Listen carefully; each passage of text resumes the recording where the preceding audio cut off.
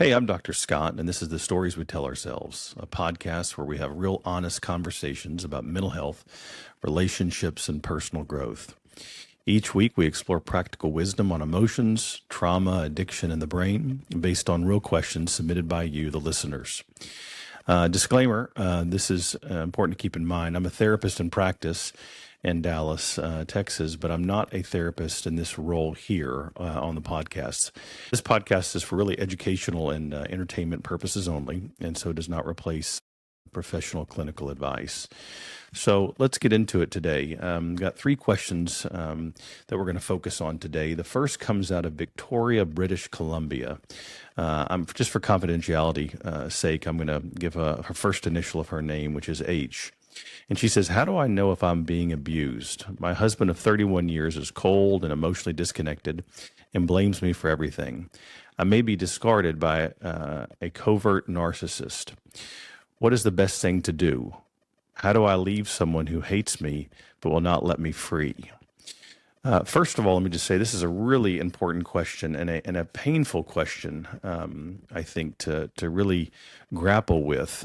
Thank you for submitting this question, H. I hope this is helpful to you. I hope this is helpful to listeners out there who may be in a relationship like this as we talk through this today. But, a lot of people ask this question, am I being abused? Being in practice for 25 years, I've had numerous people come in wondering if they're being abused. And I think one of the challenges is that, when you're in an abusive relationship, it's hard to see really what is abuse because it's become so familiar. The brain has a tendency to gravitate to what is familiar. So if you've had a history of abuse in other relationships, or you've had a history within a family system where there was emotional abuse or other types of abuse, it may feel familiar to you, even what you would call normal to you. Even though it's not healthy, it could feel normal.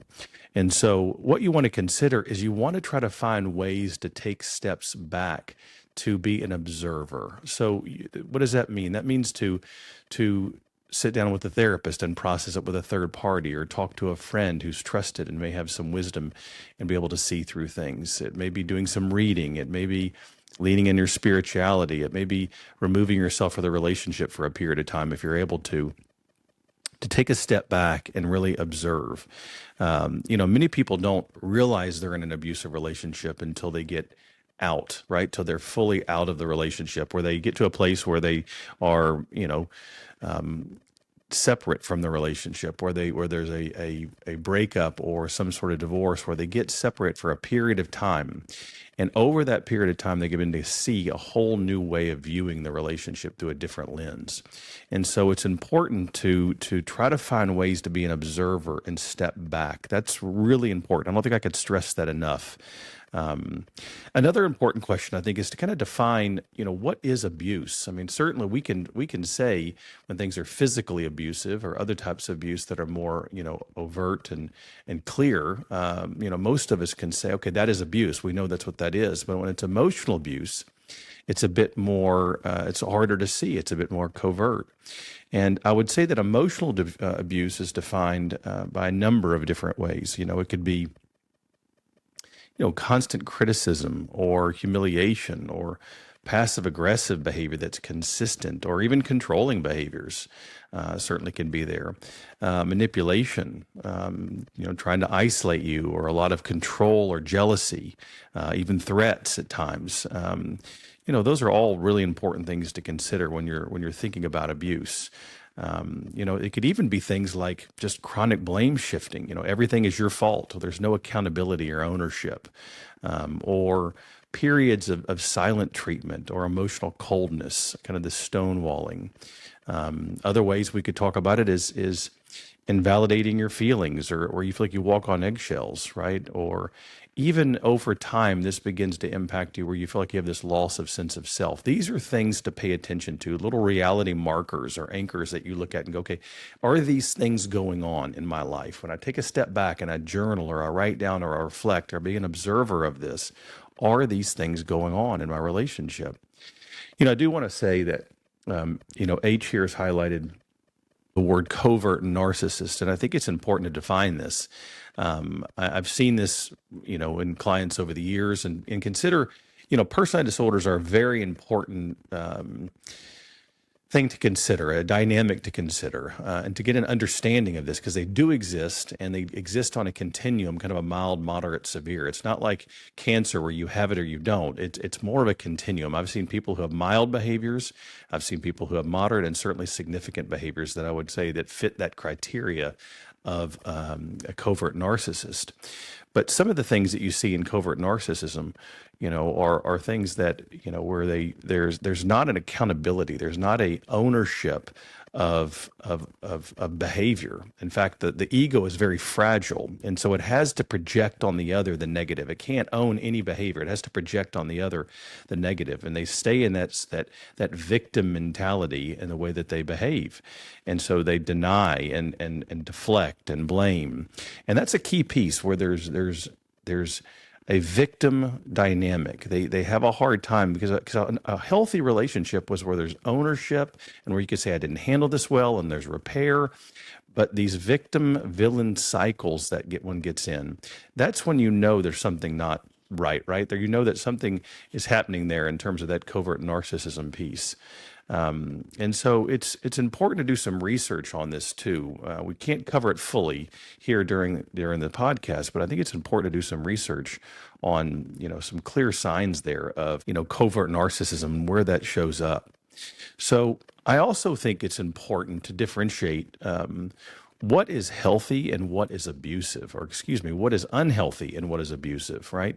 There's some, unhealthy patterns out there that I wouldn't call abusive, but there are some patterns that are abusive. And so what do I mean by this? Like a healthy relationship, both people can reflect, like I said before, right? They can take responsibility. They can repair.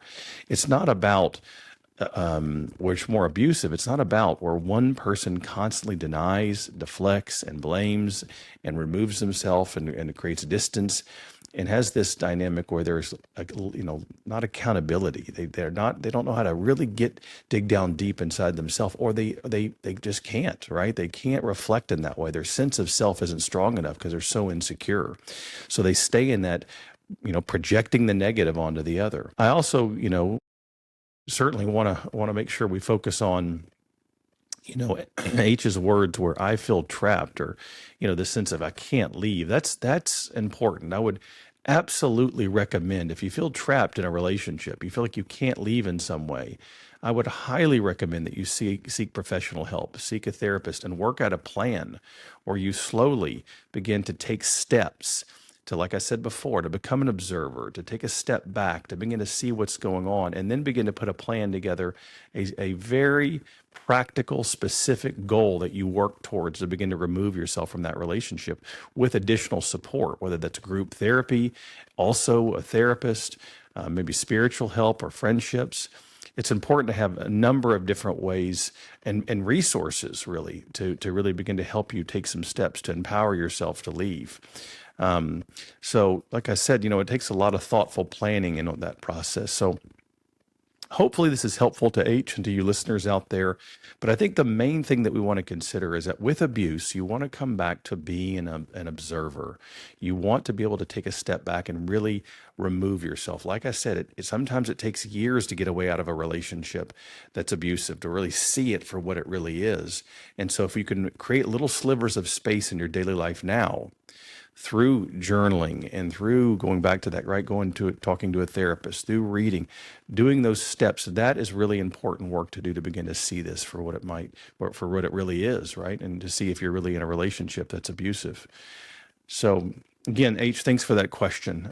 It's a tough one, and I appreciate your willingness to be vulnerable and share that. And hopefully you listeners out there, that this is helpful and supportive to you as well. So next question comes out of Miami, and Jacob, he says, my previous relationship was traumatic, abusive, and left me doubting that I would ever be able to trust again. And as a result, I constantly look for red flags in my new relationship, but I've yet to see any red flags from her. How can I fully relax and just enjoy the relationship without being paranoid that she will cause me pain? First of all, thank you, Jacob, for sending this question. This is a tough one, and it's tough because we're trying to decipher here between what is the other person and what is going on inside of you. Right, the way the nervous system shows up is the brain. Right, the brain's highest value is to keep you safe and secure. Right, so it's going to fight to keep you safe and secure no matter what.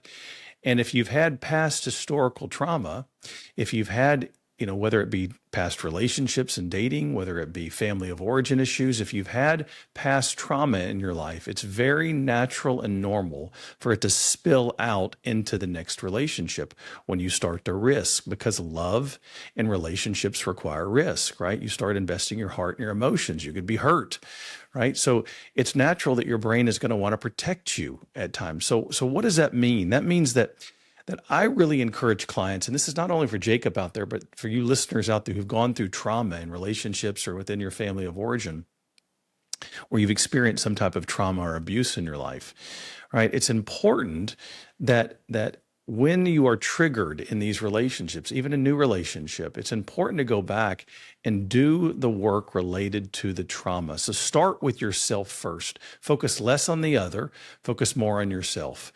Work with a therapist, right? Begin to work with a therapist and do traumatic therapy, do trauma-based therapy, someone who's trauma-informed, right?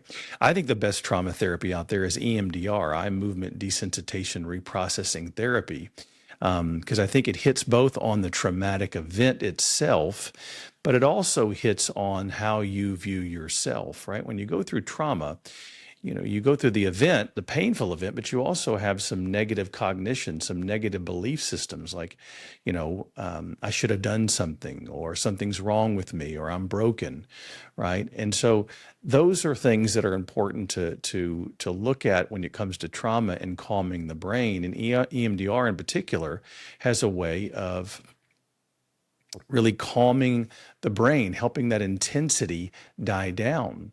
And so there's other types of trauma work out there, somatic therapy, ETT. There's a number of them out there that are really great. ART therapy, rather. Really good material. I'm trained in EMDR. I know there's a lot of therapists out there who are.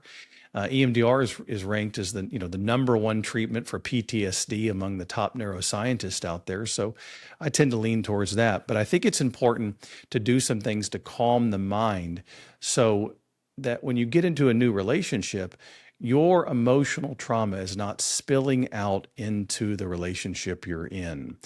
And you also want to make sure that you're doing some nervous system, regulation type work consistently to kind of calm that nervous system and heal it. Things like cold exposure and meditation and going for nature walks, right? And breathing techniques. These are all really wonderful things to do to try to calm the nervous system. But you really have got to do that deeper work to calm that brain and to remind your brain that you can see it both emotionally and cognitively and see what you went through a new lens and a new set of lenses. And that's what EMDR does. The other piece is thinking about the relationship, right? Now that you've, let's say, done some of the work related to EMDR, that you're looking at the relationship itself and you're going, can I trust this person? Now, in Jacob's case, he says that there's not seen any red flags with her. And maybe you're in a relationship where you're starting to get to know someone. You want to take your time, right? You want to get to know this person. Trust takes time. It takes months. It takes years sometimes to really, really build trust. And you want to make sure you're picking somebody who is honest, who takes accountability, who has strong values. You want to pick a person that's emotionally someone that you can invest in, right? That is not going to hurt you intentionally, that is, or if they do, they take ownership of it and they work towards repair. So you want to make sure when you're talking about trust that you take it slowly and that you pick somebody who is trustworthy, right? Not because they love you, but because that's the kind of person they are. And that's important to consider and distinguish between those two. The other thing I would say in terms of having traumatic experiences in the past and making sure that you're not letting that spill out into the relationship is, it's not something that just goes away, right? It does require work and it does require change. And that means hiring a therapist typically who will help you reduce that. There's a number of different techniques, a number of different therapies and modalities out there now that help with trauma. Find the one that fits for you and do that work for yourself, because it will impact the relationship. Even the safest and most, comfortable, familiar, loving relationships that you can be in sometimes will trigger a traumatic response if you've not done the work, the historical work of dealing with that past trauma. So again, thank you, Jacob, for bringing that question to our time. Hopefully this has been helpful to you, and certainly those of you out there who've gone through trauma. I do a lot of work related to trauma and addiction and healing trauma. And so if you have gone through trauma out there and you have a question that you'd like to bring to the podcast, feel free to send that in. I'd love to hear from you. Next question comes from Samantha out of New Orleans. How do I navigate the world of dating when the very things that attract someone to you inevitably become the same things that overwhelm them and cause relationships to end? Do I dim my light? Do I ease their insecurities? It feels like an endless cycle of failure. Thank you, Samantha, for being vulnerable, sharing your story with us a bit and what you're struggling with. I will say that one of the things that's important is distinguishing. Not only is this, well, I'll just say this, it's not only a painful and common pattern here of in dating, because there's two questions that are being brought here. One question is, can I be my authentic self, or do I need to dim my light? And do I need to take care of the other person's insecurities? Those are two pieces that I want to make sure that we focus on in this question. And so we're going to get into that here in just a moment. But before we do, I want us to consider the question of what are we attracted to? And I think, it's important not only for Samantha, but for you listeners out there to take some time and think through, what is it that I'm attracted to in others? Typically, we're attracted to things that we don't have, personality traits, attributes, things like, gosh, if I'm more quiet and introverted, I might pick somebody who's more extroverted. Now, again, that's just a small way, but if you begin to think about it, the very things that you're drawn to early in a relationship are the things that you really find yourself wanting and desiring in yourself. Now, those same things over time end up becoming the things that are frustrating and cause problems for you down the road, typically, when you really take a step back and think about it. But when you think of attraction, it is important to take a journal book out, right? And to write down, what are the things that I'm attracted to? And out of those things that I'm attracted to, what is healthy and what is unhealthy? Many people just date and they just find somebody they're attracted to. They're not even sure why they're attracted to them. I do think it's important to think through this as well, to think, what am I attracted to that's healthy and what is unhealthy? And to begin to negotiate that and make sure you're picking people out of your health and not your unhealth. So that's one piece. The other is to getting back to that original statement that I made when we're talking about being your full self in a relationship, and also, this whole dimming your light. Do I hold myself back? And also, do I take care of their insecurities? I will say that I don't think we want relationships to change us in a negative way. Do relationships influence us? Certainly. But I think that we need to be our full, authentic self in a relationship. For a relationship to be long-term, to be sustainable, to bring peace, to bring enjoyment, you've got to bring your full, authentic self. That is the whole point of this relationship dynamic. Many people hold parts of themselves back, right? They deal with, codependency or people pleasing, or they live out of fear, and they don't really show up and are their authentic self in the relationship. And so I think it's important to be your authentic self. And so, no, I don't think you want to hold yourself back. I like the concept of differentiation from family systems theory, which is one of the main theories and modalities I've been trained in over the past 30 years, which talks about this idea of moving up the scale of differentiation, where you are being able to be a self, right? You are getting clear on your wants, your needs, your values, who you are as a person, and you articulate those clearly in a relationship. You don't give up yourself. You don't acquiesce because of fear. Now, you may want to compromise and work with somebody on things, right? But you don't give up yourself. You hold on to yourself in a relationship. And this is important, right? This whole idea of individuation and separation, of connection and separateness. That as an individual, and these are these two forces in a relationship, as an individual, you're responsible for your own happiness. You're responsible for your own mental health. You're responsible for your own issues and how you show up to the relationship and so on. The connection piece is what you do together with a partner to build that type of relationship that you want to create, right? That's important work. Both are important. So you don't give up yourself, and you also don't try to somehow take care of their insecurities. Their insecurities are their insecurities that they need to work on. That is not your job. It's your job to be compassionate and thoughtful. It's your job to be considerate and empathetic, but it's not your job to take care of their insecurities. That is their job. When people start taking care of others' insecurities and over functioning in that way, that's when relationships become enmeshed and become codependent in some ways and even dependent in some ways and very unhealthy. You want to avoid that. So that's important work, I think, to do as well. Now, I'll also highlight that I talked about this last podcast, and you may want to go back and listen to that if you're interested in the topic of boundaries. But boundaries are so important in relationships. So when you're thinking about being your authentic self, your true self in a relationship, you want to make sure that you're operating with boundaries, that you are saying no to things that you don't value, that you're saying no to things that are important for you to stand up for yourself. Now, again, relationships require compromise and working together and being, caring and empathetic to the other, but it also is a balance of you having your own boundaries. How many people have I worked with over the years who struggle with boundaries? They have a tendency to give up themselves, say yes when they really mean no, and it builds up resentment and anger in the relationship, and they don't have intimacy. Because if you're not your authentic self, and this is getting back to this question, dimming your light.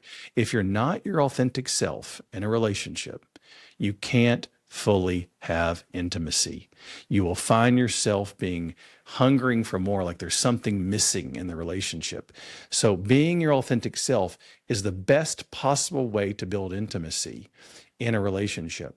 So hopefully, Samantha, that answering that question today has been helpful to you and to you other listeners out there, that hopefully this idea of individuation and separation, and this idea of not taking care of the other person's insecurities, right? Being able to focus on yourself and what is yours to do and what is theirs to do, and distinguishing that. And then going back, I want to repeat this, going back to that attraction piece. What am I attracted to in the other? What is healthy and what is unhealthy in terms of attraction? So again, that's a wonderful question. Appreciate you bringing that. Hopefully it's helpful to you listeners.